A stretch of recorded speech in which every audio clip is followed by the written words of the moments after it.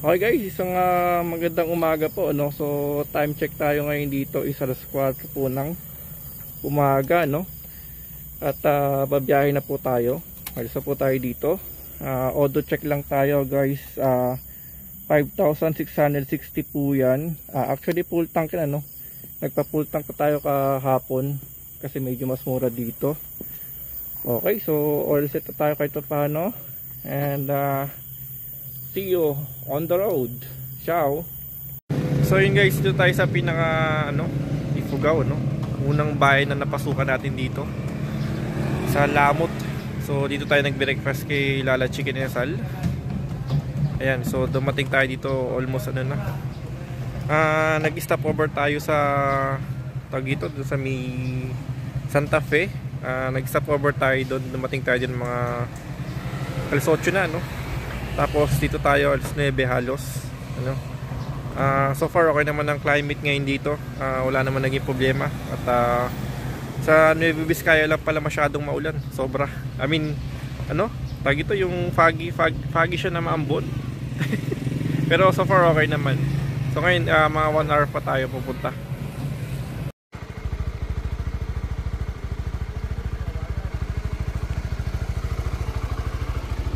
(11:24) pero advance po ng 24 minutes yan, ano? Tapos auto check 5933.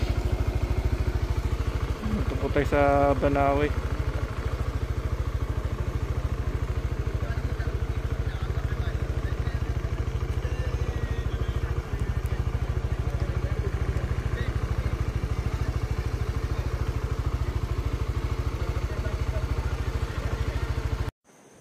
Okay, so ito po yung Batad Rice Terraces dito sa Batad. Ito yung kanyang view. So ang oras po ngayon dito is 4:44 ng hapon na. Actually magagabi na rin. So hanggang dito lang tayo. Hindi tayo makakababa kasi kailangan pa maglakad kung gusto makarating talaga dun. Or para makatapak sa mismong Palayanin o Rice Terraces.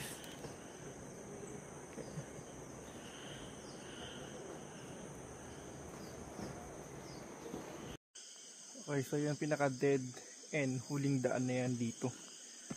So from here nga, ito yung isang parking. Pwede may park yung motor dyan, depende sa inyo. Tapos pababa ka dun.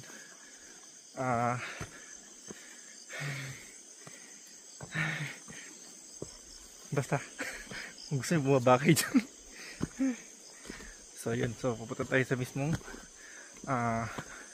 parking talaga nung motor natin.